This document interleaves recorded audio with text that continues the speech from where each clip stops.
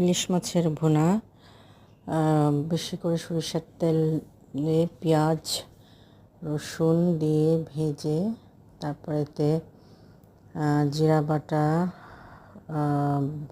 হলুদের গুঁড়া, মরিচের গুঁড়া, তারপর লবণ, একটু পানি দিয়ে দিতে হবে, পানি দিয়ে কষাতে হবে। আর সাথে পাউডার জিরা, একটু ধনিয়ার গুঁড়া এবং কাঁচামরিচটা দিয়ে দিতে হবে। দিয়ে তারপর ইলিশ মাছের মাথা কাটা আগে দিয়েছি, এখানে পুরো আস্ত একটা ইলিশ মাছ নিয়েছি।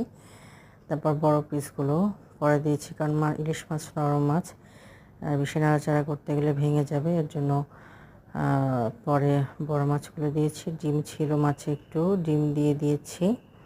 দিয়ে এখন ভালো করে জাল করে সিদ্ধ করে নিলেই